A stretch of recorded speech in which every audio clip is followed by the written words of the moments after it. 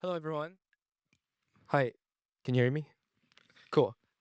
Welcome. My name is Young. I am the Director of Business Development and Partnerships at LG AI Research, and I specifically focus on financial services and forecasting. Before we start here, do we have any finance folks here in the house? Welcome. It's really hard to find them in San Francisco. Um, Okay, so you may be familiar with LG, but you may not be familiar with LG AI Research. So let me quickly give you the backdrop. So we are a fundamental research institution that sit within LG Group.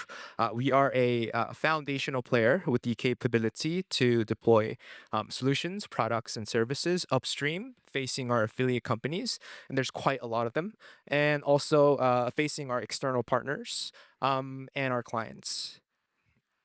So we house about 250 AI scientists, and we write a lot of papers. There's a lot of patents, and just by sheer volume and size, we are number one player in Korea at the moment. We have our own LLM called Exaone. It's a 32 billion parameter model. We also have Exaone Deep, which is our reasoning model. And we heavily use weights and biases to train our Exaone model.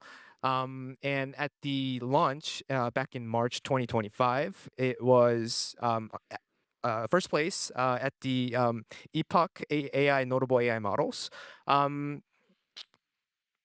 And we have about 7 different labs globally, ranging from superintelligence, XL1, language, vision, biointelligence, data intelligence, and material intelligence.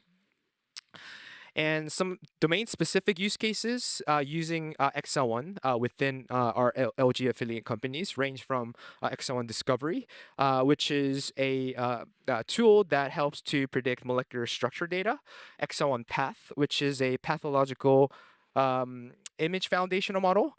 We have code generation and also data generation models as well. But specifically, I'll be talking about AI-powered forecasting today.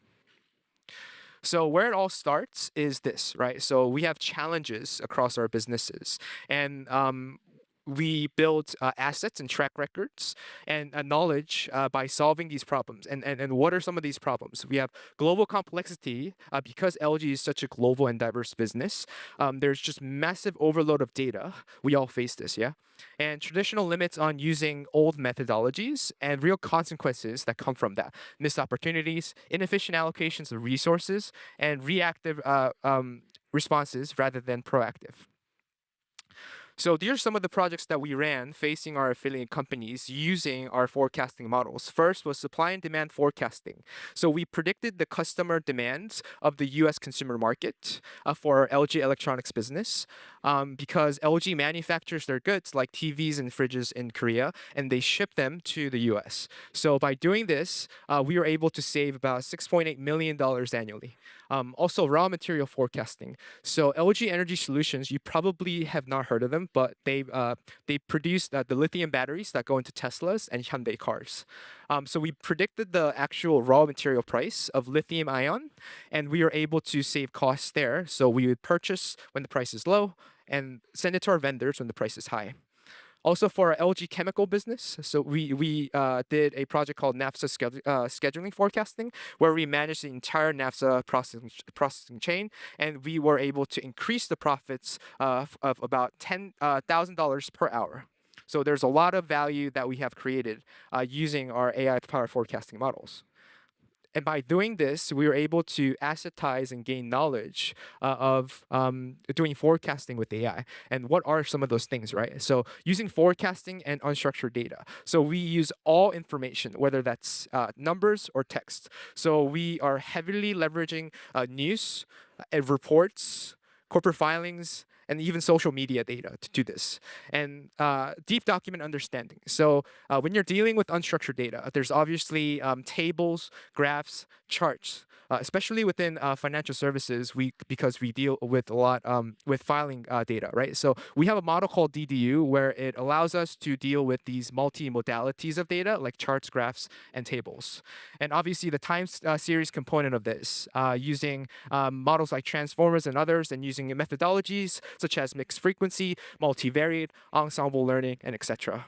And explainability. So we do a full circle here. So after the AI makes the decision, we are then able to use the same LLM to explain the rationale behind what the decision making was, to support the decision that the AI has made. And this can potentially solve the black box issue that persists within financial services currently.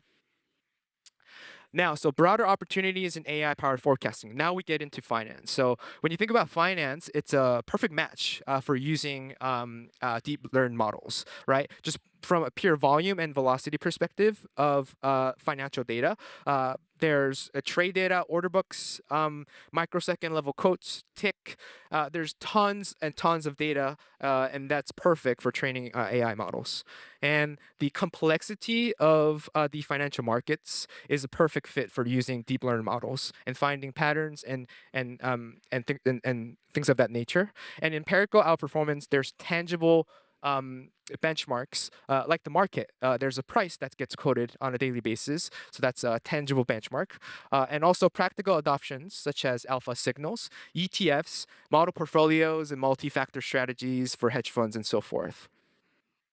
So we compete in this competition in 2022 called the M6 Financial Forecasting Competition with all the assets that we have developed by solving these real-world problems, right? And we placed third globally, and this competition was hosted by Google, Meta, and JP Morgan. In 2023, we list a AI-powered ETF on the New York Stock Exchange called LQAI.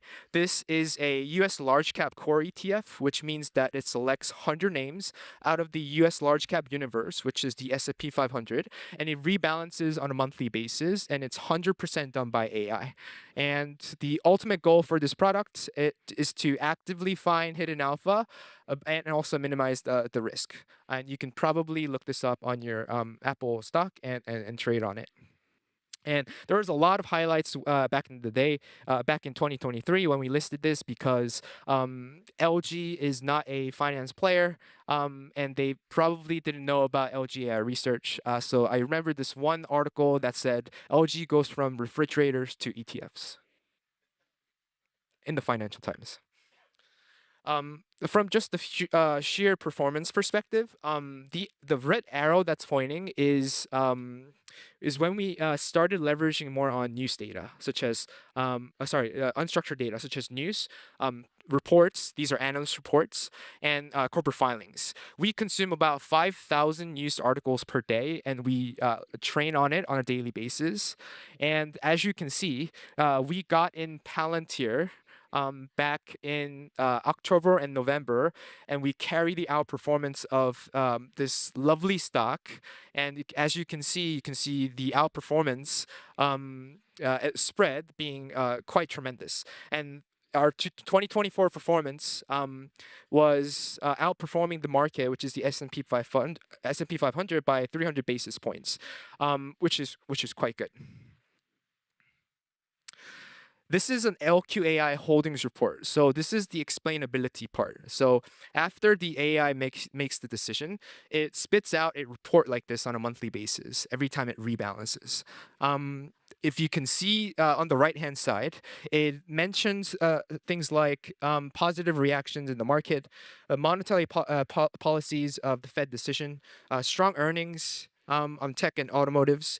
Future outlook anticipates continued volatility. So it provides reasons and rationales behind the position that it takes, right? It's almost as if, I don't know if you guys have any relatives who work in finance or friends, but portfolio managers and hedge funds do this on a quarterly basis. And you probably are aware of Warren Buffett's annual letter. So you can think of it as one of those kinds of things. And what this actually does is historically in finance, the issue of black box has limited the use of deep learned models because if you are an investor, putting your money down on a portfolio, you need to be able to have tangible reasons to be able to put your money in a fund as an LP, right? So this can potentially solve the black box issue, and we're pioneering this initiative at the moment. And when I talk to a lot of hedge funds now, the Citadels, the Millenniums, the AQRs of this world, they are now trying to do this heavily as well. So leveraging more on the news, the text, the reports, the filings data, the earnings transcripts, and things of that nature. And this is our financial forecasting framework that we're proposing. It's called a Exaone Business Intelligence AI, and it's a multi-agent system for comprehensive future insights. So there's 4 agents: AI journalist, AI economist, AI analyst, and AI decision maker. The journalist is essentially identifying, contextualizing news. So as I mentioned before, we consume about 6,000 news articles per day. And the AI economist is essentially doing the forecasting using deep learned forecasting models, using Exaone LLM for sentiment analysis and so forth. The AI analyst is doing the explanation. Like the report that I showed you. And the AI decision maker is ultimately combining all these information and ultimately making a decision, whether that's in the form of a signal, an ETF, a model portfolio, and so forth. So if you look at the framework, it all starts with the data, right? So if you look at the bottom layer here, we have price data, which is numbers, macro indicators, the fundamentals, real-time news, analyst reports, transcripts from earnings calls, and other alternative data as well. And we collect and compile all this data into our own storage. And at the model layer, we have deep learning time series forecasting models that we built. We have our Exaone LLM. We have our reasoning model. We have the DDU model that allows us to deal with multimodalities of unstructured data. And we have embedding and search models as well. And at the module layer, we're able to parse and pre-process a lot of the difficult financial data. Let me emphasize this part. So when you're dealing with financial data, it's extremely difficult, and quite surprisingly, even the big enterprises and big institutions have a very difficult time dealing with financial data, such as the filings. And when you think about a stock, you know NVIDIA as NVDA, right? But there's a lot of different identifiers, such as CETL, ISIN, and so forth. So when it comes to being able to map to the right ticker, it's extremely difficult, and there's a lot of stock out there. So to be able to have good results in financial forecasting, this is the most critical part, is the data pre-processing and being able to deal with financial data.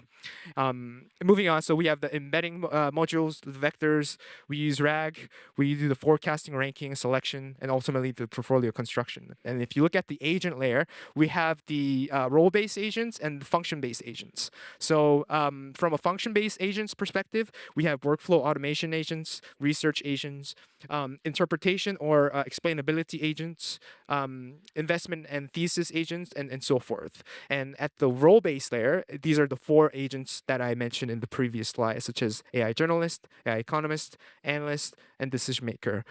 We are potentially moving into creating an AI consultant as well, but that is to be determined in the future. We have a partnership with a global financial data provider called LSEC. They used to be called Refinitiv. You probably know them as Refinitiv. They were acquired by LSEC a few years ago. They're the number 2 or 3 data provider in the world, alongside Bloomberg and S&P 500. So S&P Global.